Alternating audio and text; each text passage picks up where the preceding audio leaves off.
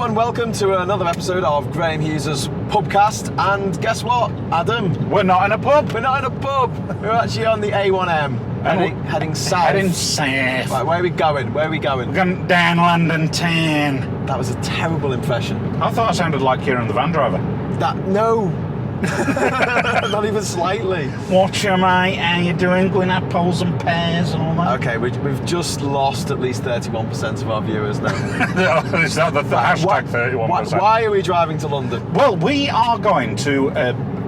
there's a small march organised tomorrow. Isn't Small there? march, yeah. Probably about 1 million people, I reckon. Yeah.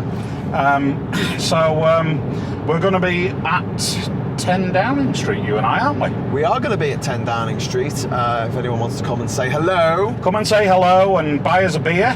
Buy us a beer, that would be actually a really good idea. Yep. There'll be lots of police there, so if you could buy us a beer and deliver it in a paper bag, a brown paper bag, that would be... So we actually look like alcoholics. Bonza. Yeah. Bottle of whiskey. Bottle of whiskey. Right, why are we going down to London for this march? Because this weekend, tomorrow, is Super Saturday. Ooh, is that like some kind of superhero? No, it's basically the day when there's a massive march in London anyway, and there's going to be the first meeting of Parliament on a Saturday since the Falklands War. And it's only the fourth meeting since the Second World War was declared. Yeah, and what they're voting on is Boris Johnson's... Deal of the century. It's not a deal, it's a withdrawal agreement. And essentially what he's done is he's taken Theresa May's withdrawal agreement and he's changed the font. He's made it worse, though. He's turned it into Comic Sans. Comic Sans. He has actually made it worse. I mean, how it can possibly be worse, nobody knew, but he has made it worse. And apparently it makes no deal WTO rules actually more likely. Yes. Go figure.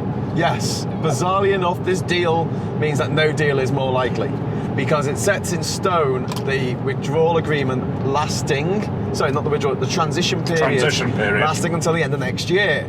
If there's been no deal, on the future trade real deal. Yeah, not a withdrawal agreement, a real deal. If there's no real deal by then, that's it. That's it, we're out with no deal. With no trading agreement with our largest trading partner in the world. 50% of our trade goes through the EU. There was a guy called up the radio this morning and he reckoned that we could trade with the Commonwealth. Why were we neglecting the Commonwealth, he said.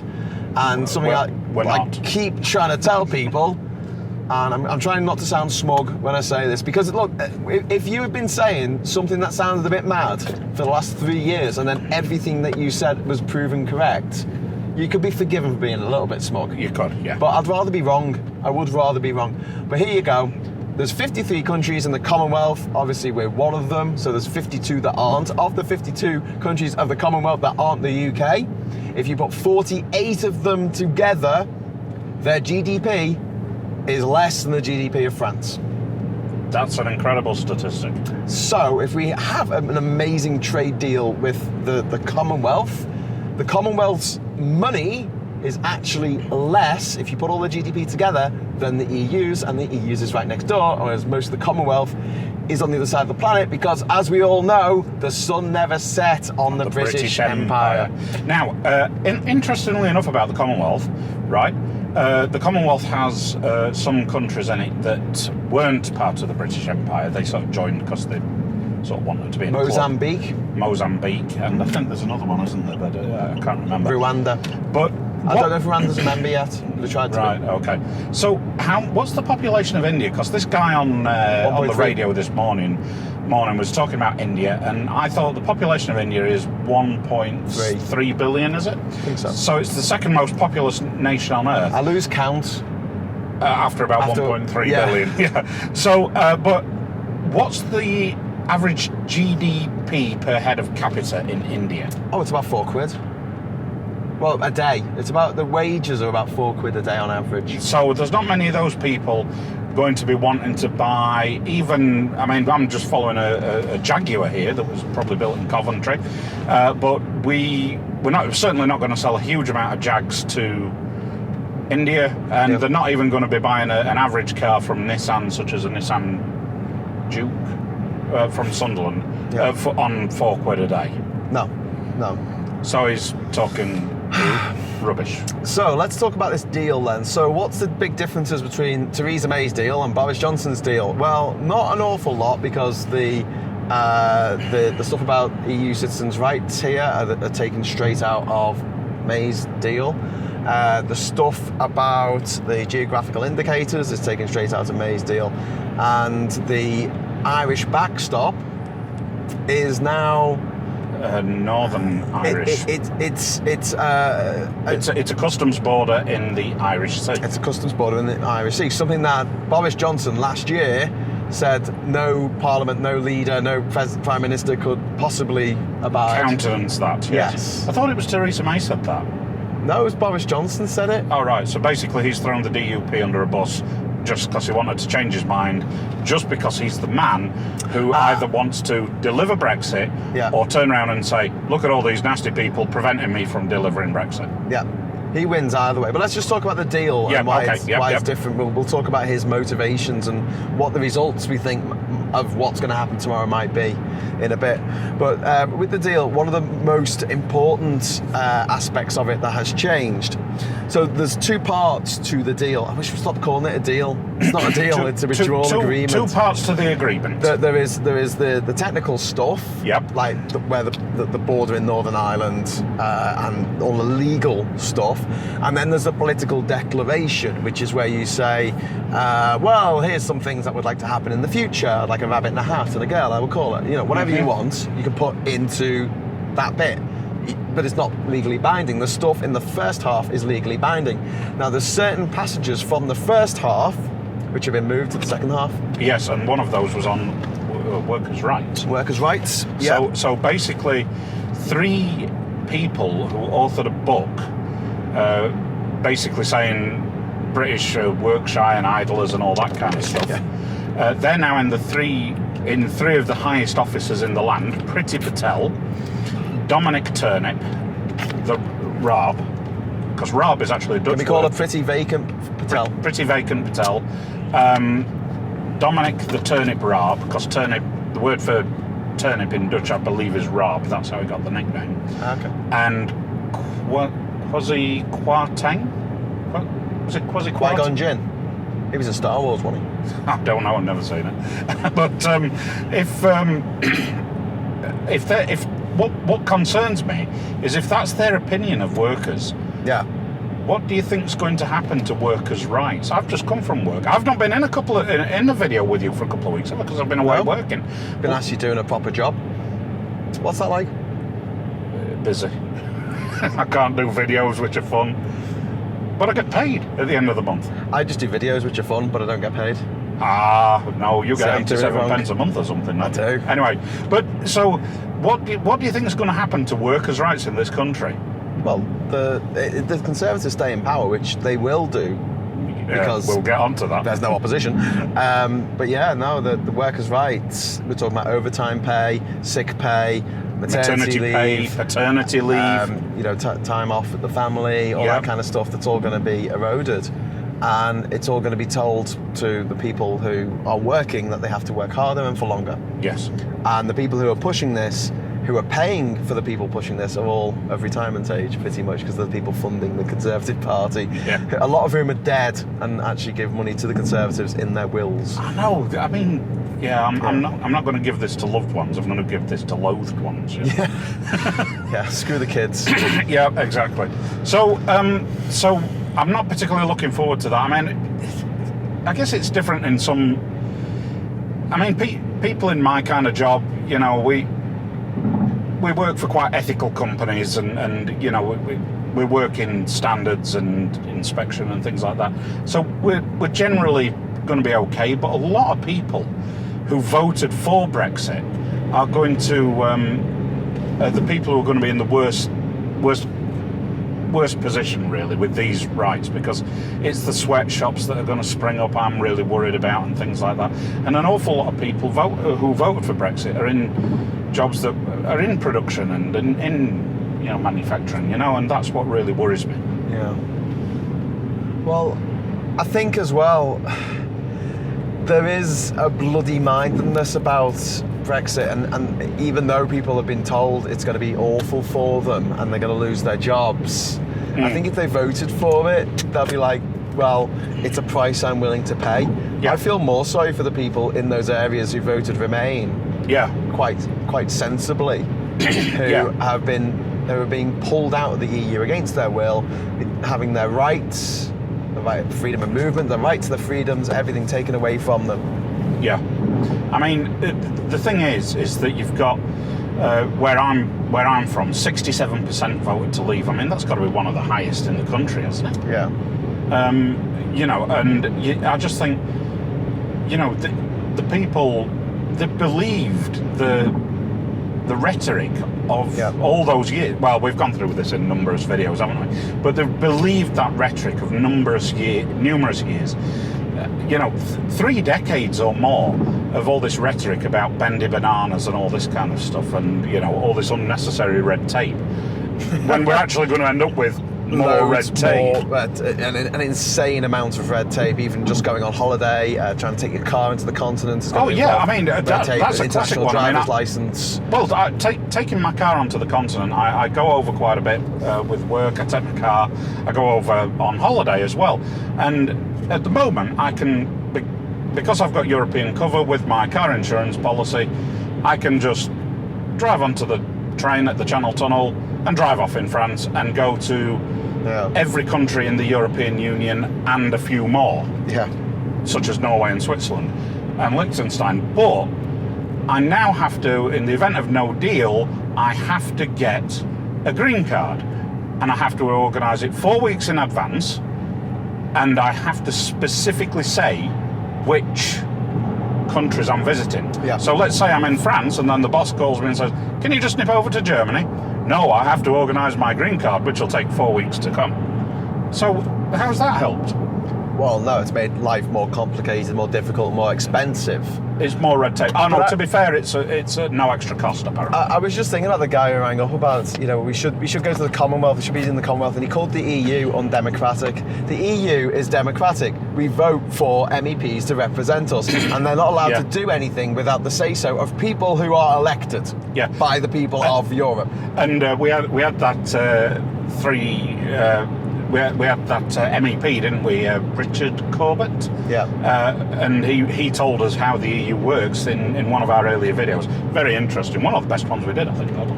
Well, I was just thinking about how something like the EU would work for the Commonwealth. So every week, as an MEP, you leave your home country and you go to the Parliament, usually in Brussels, but once a month it's in Strasbourg, which does seem a bit mad. But it's only neighbouring countries. It's only Belgium. It's only France, right? The other countries of the Commonwealth include places that are literally on the other side of the planet. New Zealand. Are we going to meet up? Are we going to meet up every week to discuss what the people of New Zealand want to do with the beef quotas? Well, that's it. And it's just bizarre, isn't it? And you've got that other organisation. Is it called CANZUK, which is Canada, Australia, New Zealand, UK, people advocating a sort of a close alignment between those countries, and it's like, but New Zealand is still on the other side of the planet, even in that model, it's ridiculous. And if you put the population of Canada, Australia and New Zealand together, it's about 65 million. It's about the population of the UK. It's about the population of France, which is next door. What's not the other side of the world, and not the other side of the world. And this is another thing. Like when you talk about trade, right? You have to be able to be awake at the same time to trade with people. So it makes sense to trade with people in your own time zone. Or only 1 hour difference. You lived in Australia, didn't you? 9 hours difference. I lived in Australia and New Zealand. So, New Zealand's 11 hours difference, is it? New Zealand, dependent on when the clocks have gone backwards and forwards, which they do in New Zealand. It's 2 hours, It can be 13 hours difference or 11 hours difference. 13? Yeah. Wow. So that's going to mess you up, because you want to have a nice sort of 12 o'clock meeting with someone, and it's actually 1 o'clock in the morning. Yeah, thanks very much. Cheers. But let's go back to the deal.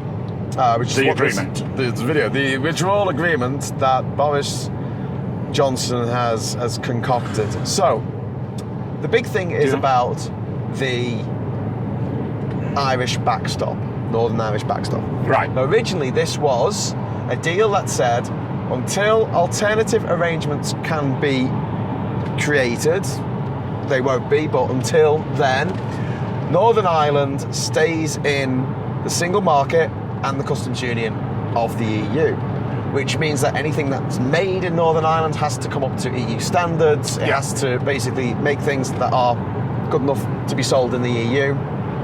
And but also anything made in Northern Ireland can be sold anywhere in the EU. So it's kind of best of both worlds for Northern Ireland, except they lose their representation in the EU Parliament, The unfortunately. Parliament, yeah. So what Theresa May said is, I don't want that backstop. I want a backstop for the whole of the United Kingdom because I don't want a border down the Irish Sea. So her idea was to have a backstop to the backstop. To increase the backstop so it covered the whole of the UK, and until magical Star Trek-like technology that can scan cargo and tell you where each molecule of that chicken pie came from is sussed out, then we stay in the EU effectively. We stay in the single market, we stay in the customs union. We still lose our rights. We still lose our right to, live and work and trade and build a house like anyone else in the other countries of Europe. So We can cheese has UK. more rights than us. Yeah, we can stay in the UK, that's fine, but if we want to actually retire in one of the other countries, then we're going to have some issues, like health insurance. Is a big one. Health insurance is a massive one. So that was the original idea, and this got backheeled by the DUP and the ERG, and the ERG said this will make us a vassal state of the EU forever.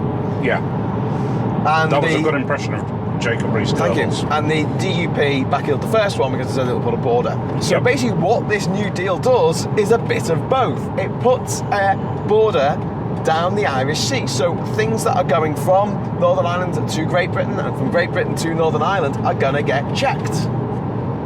Yes. If we diverge from European standards.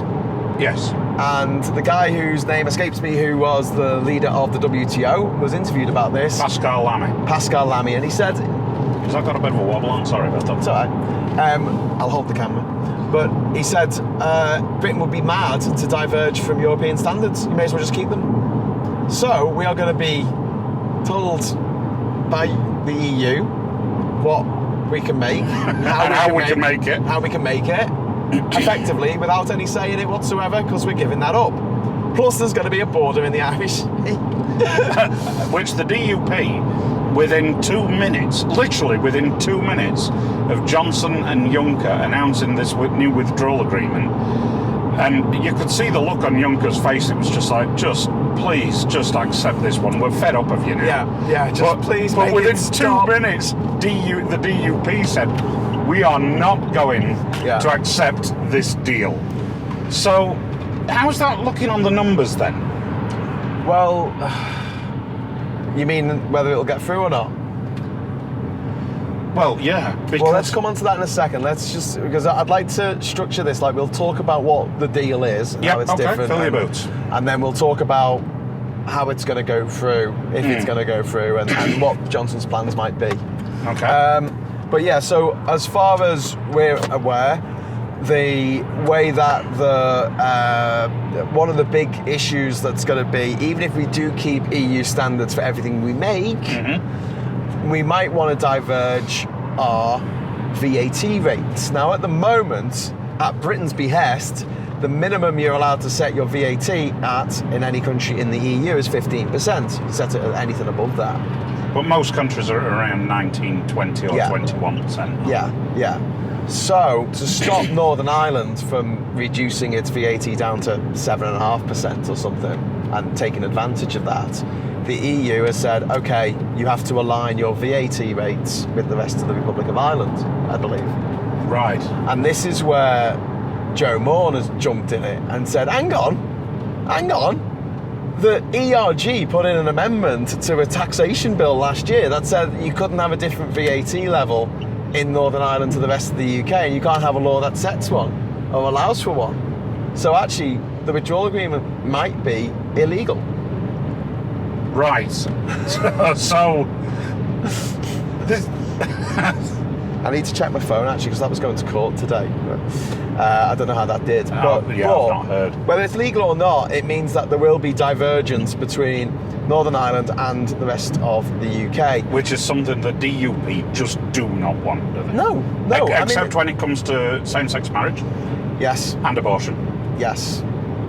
And they do have different tax rates, just not on VAT. Yeah, okay. But what this is going to do is it's going to accelerate the breakup of the United Kingdom of Great Britain and Northern Ireland, because now Scotland are saying, well, how come Northern Ireland get to have all these perks and we get them taken off us when we voted against leaving the EU? Like Northern Ireland did as well, but Scotland is certainly already saying that. And the thing is like if you're Mr. Investor and you're wanting to build a factory in the UK, or dream about being an investor. But if you want to build a factory in the UK, you're going to choose Northern Ireland. Yeah. Because it's still within the EU. Yeah. So Scotland, England and Wales are going to be saying, why aren't we getting any more outward investment in this? So Scotland's going to say, well, we want to become independent so we can rejoin the EU. Yeah. So and people call us traitors. People call us traitors, don't they? Because, we're not agreeing with an illegal vote, a fraudulent vote. But the real traitors, I think, are those who want to break up the United Kingdom. Yes. Am I allowed to say that on this video? Yeah, don't mind. Cool. You don't swear. We're trying not to figured swear. that if Adam swears, actually I swear as well, but if we swear, then we don't get as much advertising revenue, and I only get about 87p a video anyway. Well, I don't get any advertising goes revenue. down to like 67p. We've got a swear jar in the car. I pay you in love. Oh, thank you. Anyway, so I think we've sketched out the main differences between Theresa May's deal and Boris Johnson's deal. And I'm sure if we haven't covered everything, someone will put something in the comments. Perhaps one of our 33%. Yes. So what this is the agreement with the EU on how we withdraw, how we pull out of the biggest and most successful trading union in the world and lose the best deal in Europe, which we have at the moment. We have the best deal in Europe because we get all the perks of Germany and we get a rebate as well, so we pay less than any other member. Our deal is Germany plus because we're not in Schengen. Not in Schengen. We're not in the Euro. Don't have the Euro. Yeah. And we get the rebates. Yeah. And we get other vetoes as well, yeah. don't we? Yeah, we get loads of vetoes. We can't do anything without. Oh, I'll say so, but that's going. And actually, that'll probably be really good for the EU. Yes. Because we do hold up certain trade agreements, like we held up the trade agreements that the EU was negotiating with India because we didn't want to allow Indians into our country. So there goes the Commonwealth thing again. Oh no, no one gives a crap about the Commonwealth. I mean, they're only saying that because they need something to say, well, what are we going to replace it with, lads? Yeah, basically they were using that as an excuse to say... We're burning down our house, where are we going to live? But that's where we are now. Yeah, exactly. And they can't say America because they'll just laugh in their face because Trump has well and truly lost the plot. Even if we double our trade with America, it's still not going to come close to how much trade we have with the EU. Oh no, definitely not. And it's hard to start up new trading markets. I know people watching this who are probably on our side appreciate this, but I don't know if a lot of people on the other side have got their head around it. Certain markets around the world are saturated, and it takes someone a lot of luck to be able to make things... Break into that market? Break into that...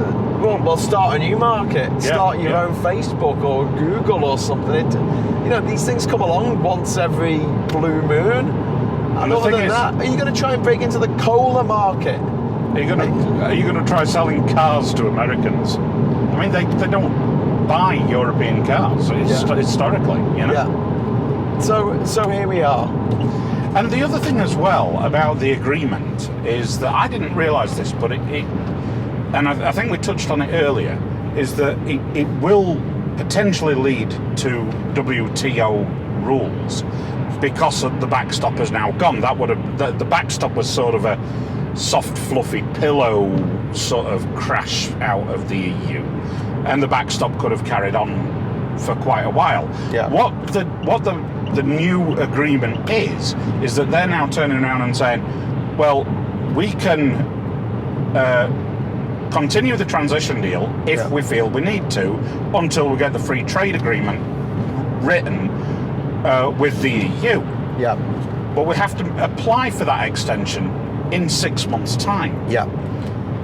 And the free trade agreement that we've negotiated with Canada, that the EU has negotiated with Canada, took how many years? 8 years. And the one with Singapore?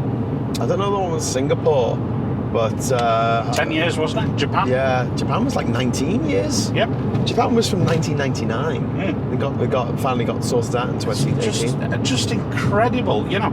So, I mean, to be fair, there's got to be a lot of... we've already had a trade agreement with them for 45 years longer. So, arguably, you could say, well, it won't be so difficult for Britain to It's still not going to be done in 6 months, mate. But we have to go through every single commodity. Yeah. And we have to go through it and agree on every single one. And think about how many commodities there are in the world. Think about how many bits there are in this car. How many bits go into a car? 30,000. 30,000. So each of those 30,000 bits that goes into one car, we're going to have to agree on the amounts. And you might go, oh, well, you know, a cube of steel, that'll have this particular tariff or, this particular quota. Yeah. But what type of steel is it? Is it high Is tensile? it stainless? Is it stainless? How dense is it? All these What's things. it used for? Yeah. Yeah, all these things have to be thought about. Is it plate steel? Is it... Yeah. There's Is it environmentally friendly? There's all that, and there's also the raw materials that go into steel, isn't there? I mean, steel is an alloy of carbon and iron and other things, So anyway, but it's a whole can of worms. It is. It's a wormy can. Yeah, it's. So tomorrow then. Right. So what do you think's going to happen? Well, now the DUP have said no, right? They've said we're not going to vote for it, and they've... Were you trying to do a bit of a Northern Irish accent? Yeah, I was, yeah. We're not going to vote for it. No, I can't. Get in the car now. Anyway. No, stop it. Sorry, we apologise profusely to anyone from Northern Ireland watching this who has been offended by our terrible, terrible impressions of your accent. Yeah, but I mean, I was only doing, what was his name? Sean Bean? It was from Sheffield. From Sheffield, yes. And that was in Patriot Games. Okay, so probably... Fair enough. Okay. That was an awful accent that you were doing an impression of Sean Bean. Good film, though. Anyway, but he... so the DUP have said no. The ERG... they've got the right to change their mind. They're now saying that they will vote for it. Yeah. Now, there was something like in Theresa May's final attempt to get her deal over the line... They called themselves the Spartans, didn't they? I mean, dickheads. But anyway, sorry, I swore. But there was 21 of them. That included Mark Puddin-Francois. I think it included J-Dog that time as well, didn't it? Jacob Rees-Mogg. Yeah. And anyway, various other ones. Stephen Barclay, of course. Now they're saying they're going to vote for it. But Boris's majority is minus 45. Yeah. So even with the DUP and even with the ERG, he's still going to be 15 shy. But the problem is the Labour Party. Yes. And we come back to Jeremy Corbyn again. Can I just have a little bit of a scream? Do you mind?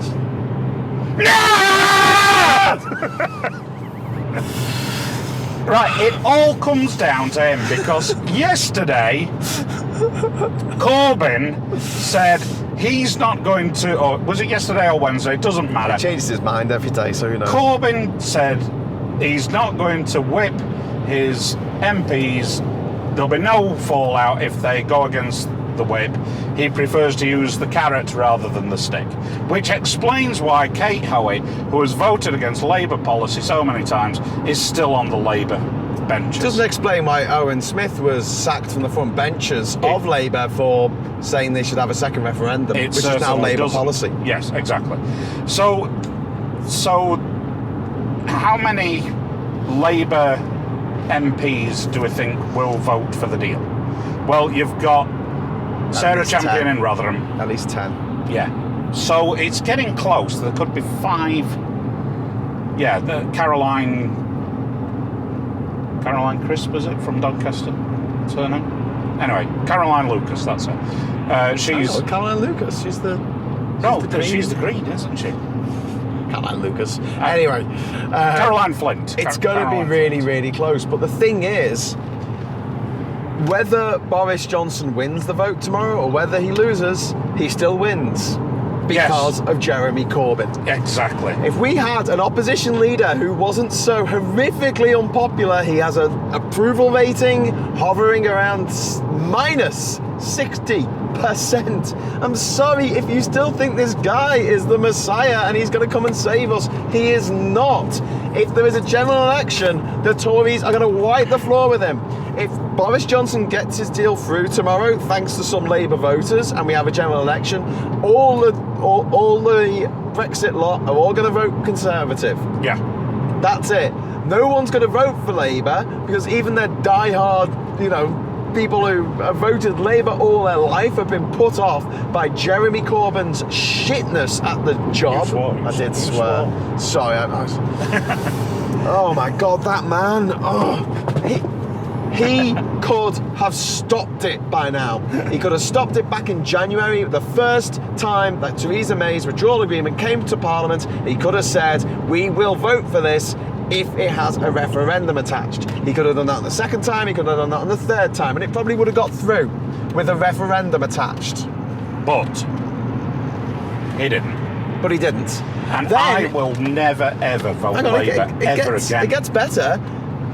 A few weeks ago, this could have all been over because we could have had a vote of no confidence in Boris Johnson and somebody else could have led a government of national unity. But Jeremy Corbyn wouldn't allow any other person but himself be Prime Minister for a couple of weeks. No one else. Even a month. And people go, but the Lib Dems wouldn't let Jeremy... Yeah, they were saying no to one person, whereas Jeremy Corbyn was saying no to everyone that wasn't him.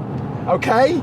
So, bit of a huge difference, a bit of a massive difference. And Jeremy Corbyn, as the leader of the opposition, the official opposition, is the only person who can call a vote of no confidence. Yeah, and they've certainly not got the numbers because the Tory rebels who had the whip removed and their Conservative Party membership cancelled, there was no way on God's good earth they would support Jeremy Corbyn as caretaker Prime Minister in a government of national unity. Now, if you are watching this and you keep seeing Graham sort of lean forward to hold the camera, it's because I've thrown one of the wheel weights on my car and one of the wheels is out of balance now. So I've been working on a site up in the northwest and it's pretty rough. And so that's why Graham keeps sort of leaning forward. We often get comments about him looking at the camera directly. He is checking out the camera, so please Sometimes I do us. just mug to the camera though. Well, yeah, of course you do. And I think it's to do with the bouncing, the roads. Like some of the road surface is fine, and some of it's a bit vibration. But anyway, so that's just a little explanation why. Right. But he'll probably edit that out anyway.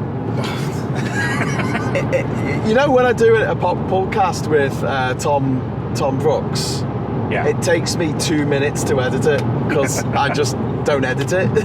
Whereas when I do them with you, it takes me 5 hours. I've got to listen to the whole thing again. If it's an hour long, that's how long it takes to listen to it all. So don't edit it out. Well, so don't give me bits that I need to edit, please, Adam. Right. Anyway, so back to Jeremy Corbyn. The man we love to hate. So this weekend, he could say to his MPs, vote for the agreement. Well, no, get an amendment in for a second referendum and then vote for the agreement. Because then it'll be a referendum on Boris Johnson's shitty surrender deal, which is what we're going to call it, versus Remain. And that's the referendum that we want because that's a referendum that we know we can almost certainly win. Yes. So that's it. Brexit's done. We can go on back to our lives and we can start dealing with important things like homelessness. And the environment. And education. NHS. Yes. And the utterly shite the transportation system in this country. Yeah, particularly in the north of England. Yeah, that's a whole other podcast. So I'd like to get onto other things other than bloody Brexit, but It's sapping the life out of us. the thing is, this is just the beginning. This is just the beginning of Brexit. We haven't even started yet. We haven't even started leaving the EU. We've just been talking about leaving the EU. On November the 1st, if the deal goes ahead, we will start to leave the EU. Yeah. Oh, by the way, going back to what I just said before about Boris Johnson, if he wins the vote tomorrow, he'll go into an election going, I won the vote, and sweep up. Yep.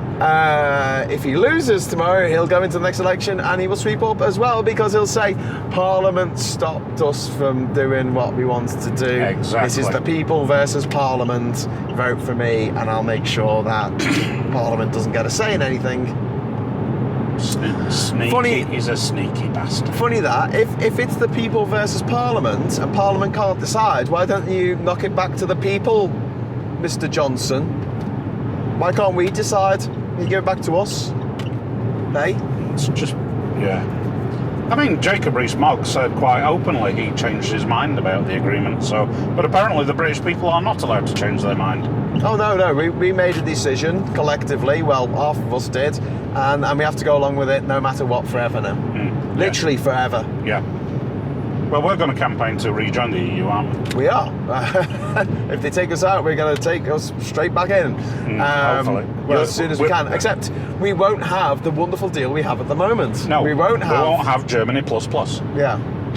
But and that will be the Brexiteers' fault. And we will remind them that it's their fault every time we remind them that it's their fault. Yeah. And the fact that it came out last week that the extra paperwork for British companies is going to cost £15 billion extra a year when membership of the fucking EU costs £9 billion. I know, it's just unbelievable. I mean, I just don't see the logic in this. And the thing is we already do trade with countries outside the EU on the basis of being members of the EU.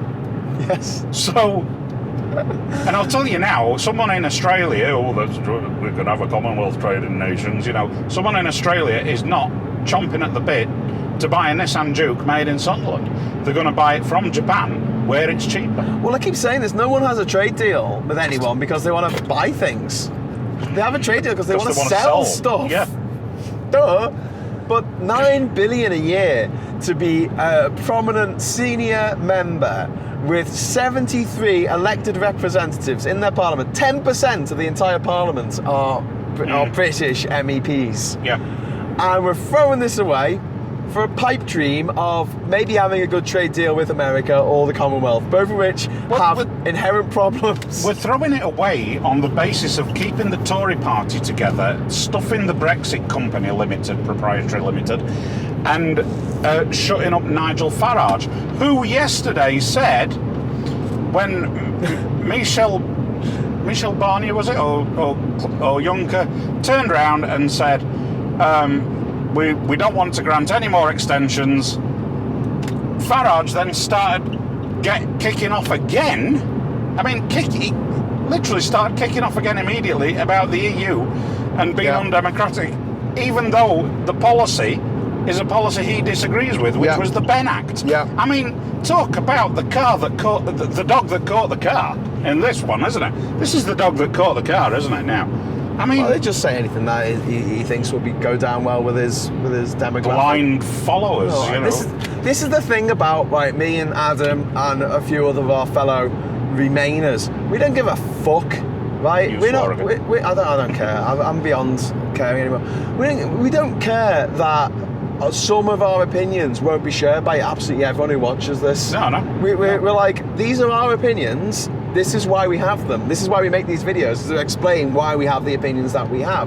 We don't expect everyone watching this to have the same opinions as us, and we don't expect what we say to be taken as read. We love it to get your Googles out and actually check on what we say and correct us in the comments, which so many of you do, and you're brilliant at it. Yeah, especially the hashtag 31%. Yeah, but I care deeply about your well-being, about the well-being of your children and the well-being of your parents and everyone in this country, everyone in this world. I care about their well-being. I don't give a stuff about their opinions because they're worthless to me unless they're backed up by hard facts I'm more interested in that. This isn't a case of, I've opinions and facts are the kind of interchangeable. They're not. They're not. If you walk out of your house or your apartment and the 6th floor out of a window, you'll probably hurt yourself. Yeah. That's a fact. You can't say it's a bloody opinion. Exactly, but I mean, one of the things is with me is, and I do copy this off James O'Brien, that I have compassion for the conned, contempt for the con men, and they are literally conning us now. I mean, everything that they said has been literally put on its head and then put on its head again. Everything. Yep. Everything that this Northern Ireland technological solution has never existed, and now it doesn't need to exist. And people are just. I don't understand this short-term mentality or this short-term memory that people have got that, we voted for this. No, you didn't. Look, it's who's on whose team. It's all about teams now, and we're on this team or on that team. And one of the reasons why the Remain side of the argument is so fractured is that we do generally think for ourselves. Yep.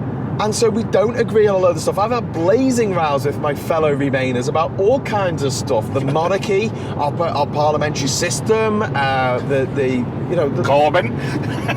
Corbyn. I mean, anti-Semitism in the Labour Party. Yeah. Louise Ellman left this week, by the way. That's 2 of the 4 Conservative Labour MPs for Liverpool now have now left the Labour Party. 50% have left the Labour Party because of anti-Semitism. Now, is she actually Jewish herself? Or Yes. Yeah, right. So she's like, who was the other one? Luciana Berger. Luciana Berger, yeah. And terrific talent in these MPs, and just 55 years she's been a member of the party, and she's been elected representative of Labour. This is Louise Ellman. She's been elected representative of Labour since 1970. And she's left the Labour Party. And she's had to leave. And she said because of Jeremy Corbyn and the anti-Semite. And the people on my Facebook and on Twitter who still absolutely adore Jeremy Corbyn keep saying to me, people need to wake up and stop reading the tabloids, right? Fuck off. I don't read the tabloids. I just look at what he's doing in actual real life and go, I'm not happy with this. I didn't find out that there was a EHRC investigation into the Labour Party through the Sun newspaper or the Mail. No, because we don't read them. And I find it really insulting that people say that. It's the first thing they say, it's a tabloid, it's a smear, and then they call you a Tory. And I'm like, I'm trying to stop the Tories. I'm trying to stop them doing what they want to do. You are empowering, Jeremy Corbyn is empowering the Tories and allowing them to get away with murder. I mean, today, this morning on LBC on the news, apparently, is it John McDonnell? He had a farm? Hang on. This morning, John McDonnell said that he was saying that people or MPs in the Labour Party who vote for Boris Johnson's deal, there will be repercussions. What do you think those repercussions are going to be? Because Kate Hoey has not even had a slap on her bony little hand. I reckon when they give out the ham and cheese sandwiches, they won't be allowed any cheese. No, they'll not be allowed ham. It'll be purely vegetarian sandwiches. Okay. But not vegan sandwiches. No. That'll be the punishment. They'll be in so much trouble. They'll cry themselves to sleep. The Labour Party are crap, aren't they? Absolutely appalling. And anyone who's still a member, an MP for the Labour Party, having seen what they've done to their own MPs. Oh. Have you seen this in the Conservative Party? They got rid of the father of the house. They got rid of the grandson of Winston Churchill. I know. And anyone staying in those parties just has a lack of moral integrity that I couldn't do. I couldn't stay in those parties. If I was an MP, I would leave out of solidarity with the people who have been pushed out for standing up for themselves. Don't stand up for yourselves, just do what you're told. What a great moral lesson that Labour because look what happened in Germany and how that worked out. Yeah, surround yourself with yes men. That's the way to do it. But I got a message from Kieran, the van driver, today. Hi, Kieran. Hello, Kieran. He said about so at the end of next year we lose all 160 trade deals that the we've got through the EU. And I wrote back to him and said, yeah, but don't worry, Liz Truss is on the case. Oh yeah, Liz Truss. I mean, the thinking man's idiot there. You know? She's not even a thinking man. She's just an idiot.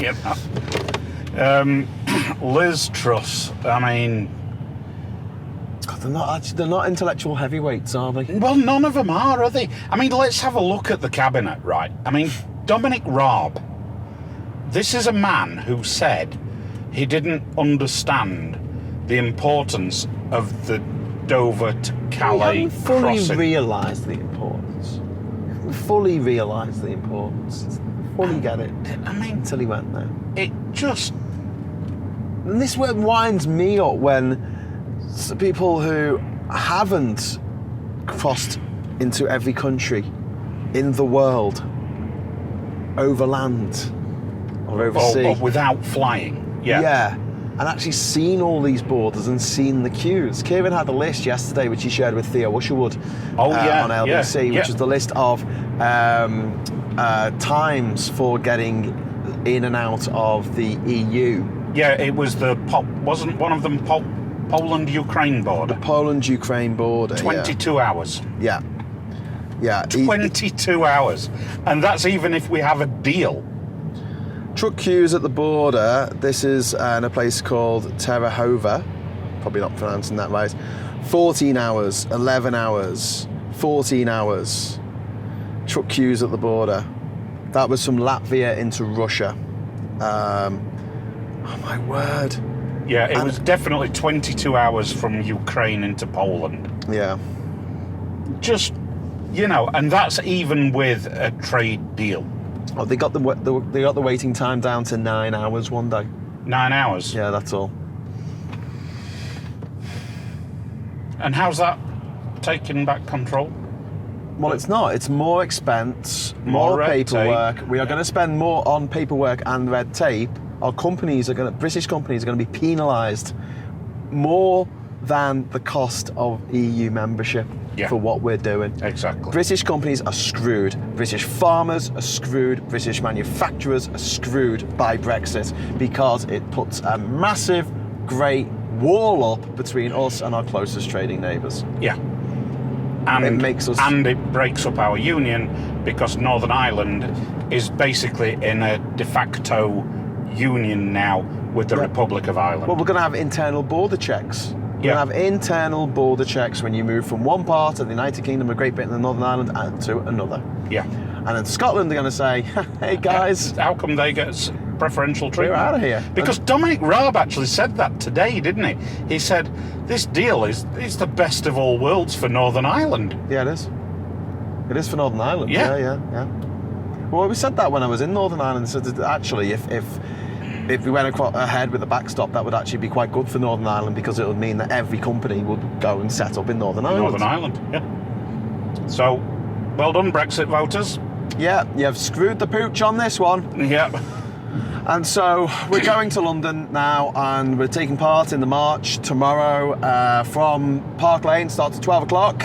And it'll end up in Parliament Square. There's probably going to be a lot of busies out because of the Extinction Rebellion, which also culminates on tomorrow, which has been going on for the last 2 weeks. Something I just want to quickly say about Extinction Rebellion. I've liked most of their tactics up to now, but when they started climbing on tube trains, I thought, no, absolutely no. Public transport is something that we need. We need, okay?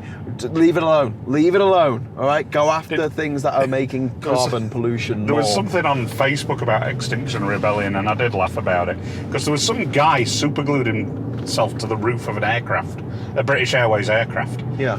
And, good effort, mate, fair income, But on one of those news thump things on Facebook, one of them said Ryanair confirms that if Extinction Rebellion glue themselves to roof of aircraft, they'll be charged 50 quid for excess baggage. Well, wouldn't surprise me.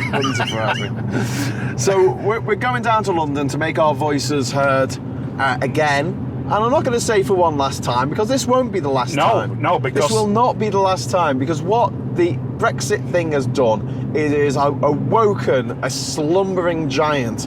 We're talking at least 20 million people in this country who do not want to leave the EU. Yeah. And are really, really pissed off about it. Yeah.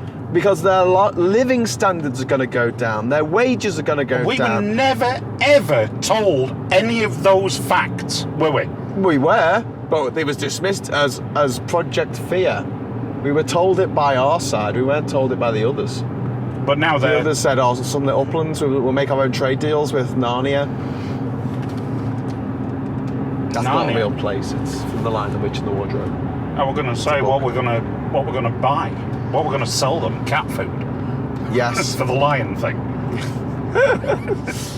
Well, this is it. So we're going to keep fighting, and yeah. Fight the good fight.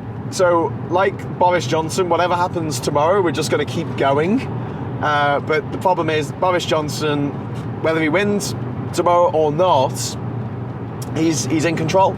He is going to walk the next general election because Jeremy Corbyn's Labour Party is an absolute freaking joke. Last week, I think Jeremy Corbyn said that if he didn't win this election, he would actually step down as Labour Party leader. Didn't step down after the last general election he lost. Why didn't he just do it now? I mean, you know. Why didn't he didn't step down before the last local elections he lost, or the EU elections he lost, or the referendum he lost, because apparently he wanted us to remain. He just forgot to tell us 50% of Labour voters polled 1 week before the Brexit referendum didn't know whether Labour was for Remain or for Brexit. 50%. That is absolutely staggering, you know. Can you let us know, Jeremy? Well, anyway, no, it won't. So the only way that Jeremy Corbyn Boris Johnson can be absolutely screwed tomorrow. The only way to destroy this trumped up little twat. Yeah. This Eton educated, posh, isn't everything just all a great big lark? This guy who spaffed over 40 million pounds of taxpayers' money on an invisible bridge. A man who spent over £100,000 taking his mistress on a sex holiday at the British taxpayers' expense. That was technology lessons.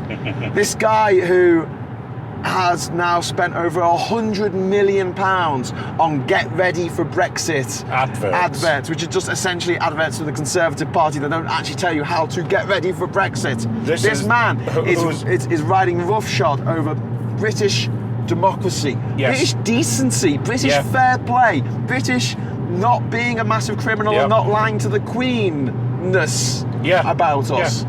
And there is one way to bring that motherfucker down, and it is to put an amendment on the bill tomorrow for a second referendum. And what have the Labour Party said about that? No. There you go. This is not the time. When is it the fucking time? Anyway, so it's the 18th of bloody October. Brexit is meant to be happening on Halloween. When is it going to be the fucking time? Jeremy Corbyn is the greatest gift the Conservatives have ever had. He's been remarkable for the Conservatives. He has, yeah. Absolutely amazing. And I voted. I supported him. Destroyed the Labour Party. Yeah. And now you've got the Tories just going to be in charge for forever because of one man. One pissy little man. Yeah. Pisses me off so much. It does. Yeah, I know. We weren't going to swear much of this. I know. Then you started mentioning Jeremy Corbyn and I got all a little bit agitated. I know, but you're not going to edit that out. No. I don't think I'm going to edit this one at all. I think it would have been pretty good, actually. Yeah, it's getting dark though, so we're going to have to wrap it up because they're not going to be able to see us in a bit. Still reasonable. Put this light on. Yeah, hang on. Hey, there we go. So I'm back. It's going to be fun tomorrow. We're going to be on a stage, are we? No, we're going to be in the little pen opposite 10 Downing Street. Right, okay. There's a little pen there where the number 10 Vigil hangs out, so we're going to be hanging out with them tomorrow. So we're going to be there, and we're going to make some noise. So Yes. come and say hello. I've got me loud hailer. Have you got a new loud hailer? No, I've got me old crappy one. Okay. I've had this since I think I got this on the very first anti-Brexit demonstration back in 2017. Cool. Calling all cars, calling all cars. Stop Brexit! Right. So we're going to be making some noise. We're going to be raising hell. Raising the flag. Bring us some refreshments if you're feeling kind. Yeah. If you're not, don't worry. We'll starve. And I'm sure one of us can man the fort while the other one goes to the shop. yeah, it's London prices. £4 for a bottle of water. Yeah, I know. £8 for a sandwich. Right. Good Lord. Okay. Right. So hopefully we're going to see you all there. It's, and thank you for all the messages of support saying, Adam, why aren't you in any videos with Graham at the moment? But I have been away with work for the last 2 weeks, and I'm going away again next week. So unfortunately, I don't get to see my good friend here that often. But never mind. But I'm still making videos. You're still making videos, and they're still very, very good. Wouldn't go that far. Well, they're still winding some people up. That's good. All right, well, fingers crossed for tomorrow. Maybe something will happen miraculously and save the day, but I doubt it. I think that we're going to end up with either the deal going through or the deal not going through, and either way, we're absolutely screwed. Well, if the deal doesn't go through, I think an extension will have to be applied for, and I think they will grant it. Yeah, but then Boris Johnson will use that as an excuse to walk the next election. But then and we need get to the get Labour this- Party down to about 150 MPs. Yeah. Mind you, the Lib Dems could be a bit of a check and balance, but Lib not Dems will neutral. take 100 maximum at the absolute. They put out Absolute all the maximum, stops. yeah. 100 maximum. Yeah. No, So- there are safe Tory seats that are never going to change. They've been Tory since forever. Oh, yeah, exactly. So- So. All right. Right, well, okay, until next time, here's to the EU. And as always, stop Brexit! Stop Brexit!